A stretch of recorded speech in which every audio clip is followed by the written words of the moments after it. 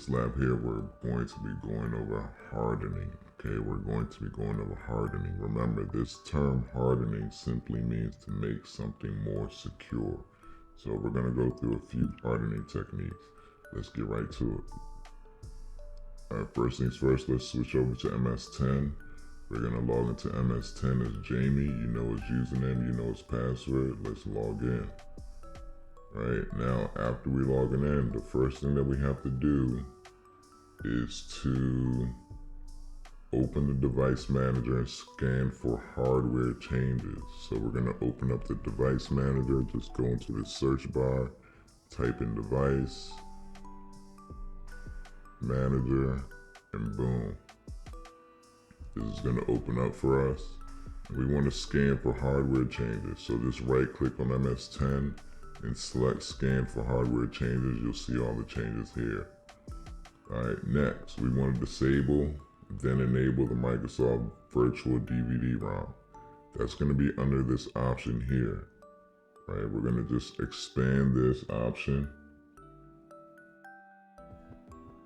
Right, this option right here, if you can't see it. And what we're going to do is just right click on it and disable it. Hit yes.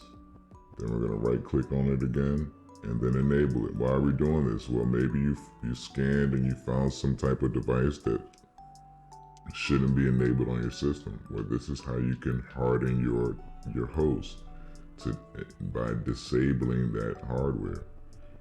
All right, cool. So we did that. All right, disable and enable. Next, we want to uninstall this DVD-ROM. So we're going to right click it and select uninstall. Select OK. Alright, question. Which device driver management function will prevent the use of a device even after rebooting or rescanning for hardware? That's going to be disabled. Alright, once you disable it, it cannot be used. Make sure you check your work. Make sure you've done all these things. If you need to open up these guides for hints, please do that, right? They're pretty useful even if you want to even if you already know it, right? It's pretty useful, pretty informative. All right, next, we're still on the MS10 machine. Right now, we're gonna remove unnecessary applications. This is another hardening technique. There are gonna be certain applications on your system that you don't need, right? Especially if no one is using it. Well, it should be removed. Remove, remove, remove. If no one is using that application, remove it, especially if you're on a server. All right, so we're gonna go to we're gonna use program features to remove this CPU ID program. So we're just gonna go to the search and we're gonna look for programs and features. There we go.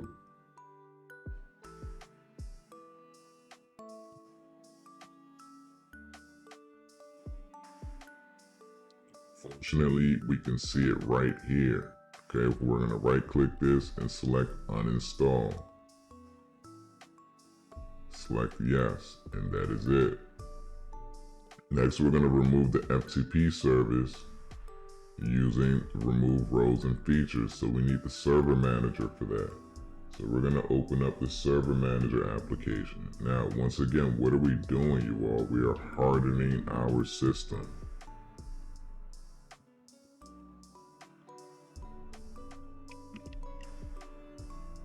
So to find server manager, we're just going to look into the search bar and type in server. You can see the server manager app. We're going to open this up and we're going to use remove roles and features to remove the FTP service. FTP is unsecure. It uses port 2021. It using those port doesn't make it unsecure. It's the fact that FTP is unencrypted is what makes it unsecure. Right, that traffic that FTP is using back and forth is not encrypted. So let's go to manage.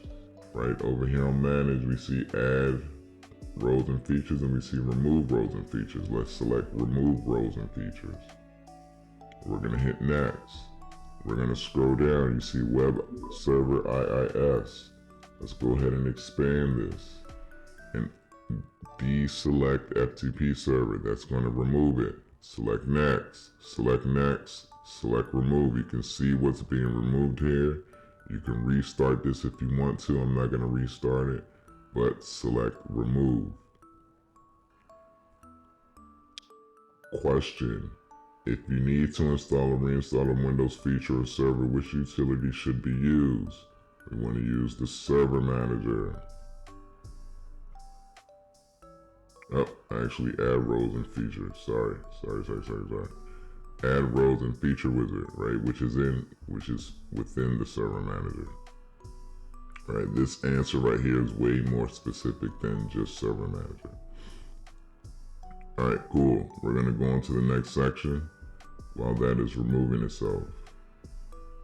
Now we're going to manipulate host file names resolution. So we're going to be interacting with Kali and specifically the Etsy host folder or Etsy host file. While this is doing its thing, I'm going to switch over to the Kali box. We're going to log in. You know the username, you know the password. Let's get to it. Alright, so what do they want us to do? They want us to open up a terminal and use wget to visit juiceshop.local. Too easy. We're going to open up this terminal and we're going to use the wget command, juiceshop.local. Alright, this is going to download the juiceshop.local webpage. We can see that right here. It's stored inside of index.html. How do we know that? Because that's what they told us here.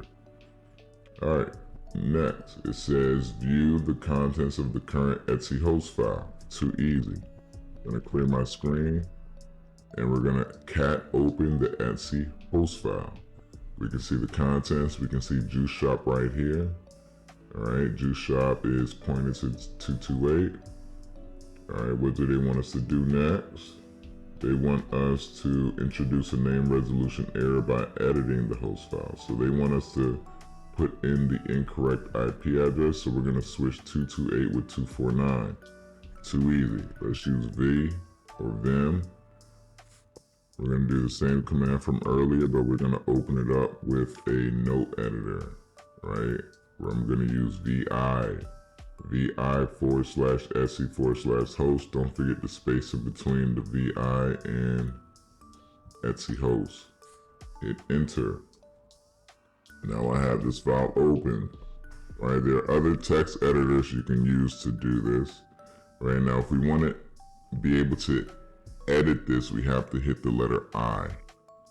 Okay, we're gonna hit the letter I, backspace, switch this to 249, hit your escape key, and then hit the colon, shift colon, WQ to save it.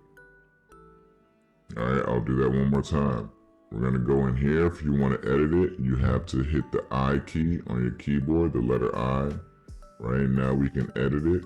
Now to save it, we have to hit the escape key. And then we have to hold shift colon. So we can get this down here. We want to see that colon down there, shift colon. And then afterwards, we're going to type in the letters WQ. It saves our file.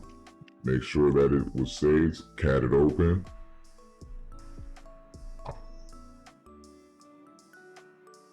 And we can see that right there, good to go.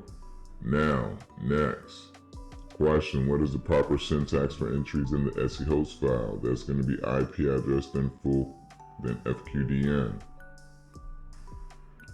All right, now we're gonna use wget again to try to get that web page. This is not going to work. Why? Because it's not able to resolve that host, right? If you're not familiar with how DNS works, I highly recommend that you register for our Security Fundamentals Academy.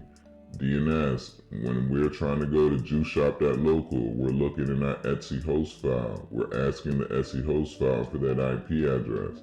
Right now, it's a bad IP address in there that we gave it. This is not the correct IP. Right, so that's why we're not able to wget that website anymore. Cool. Now,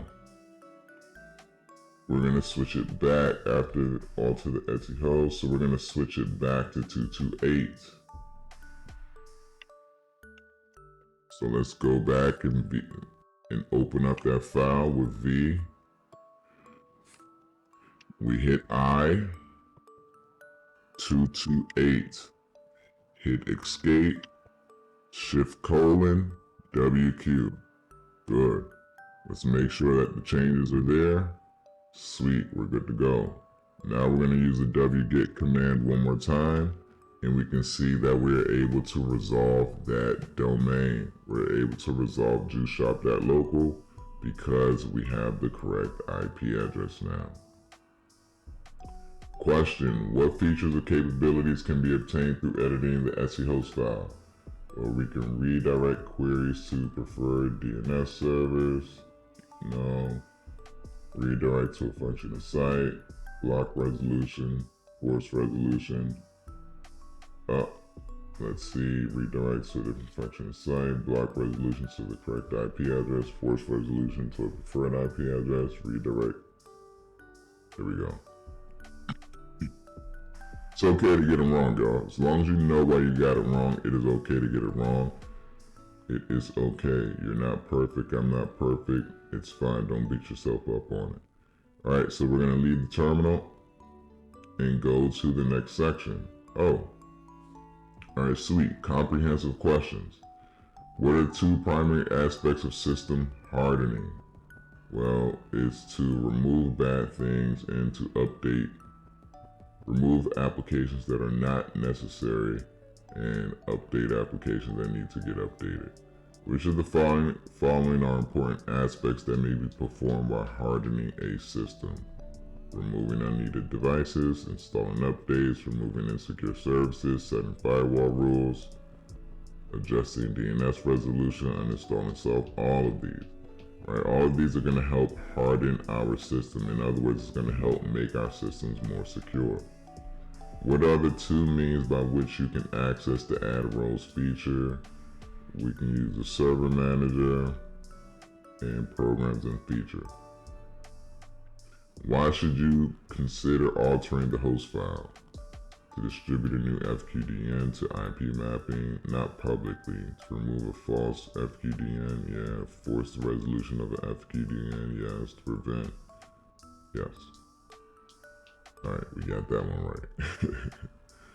Sometimes a native or default application, device driver, or protocol needs to be removed when hardening a system. This is true. Right, that is true. Good job, you all. We just went through some hardening techniques. These are real hardening techniques that you can do at home. These are hardening techniques that you can do in the workplace, for your organization, for your company. Go over this lab.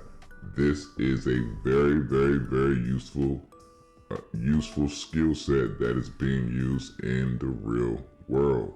Right? Hardening, you're making your host more secure. You also want to harden your network. You want to make your network more secure. You want to remove unused ports. You want to make sure that you're using secure protocols. Go over this lab over and over and over. If you're enjoying this series, please don't forget to smash that like button.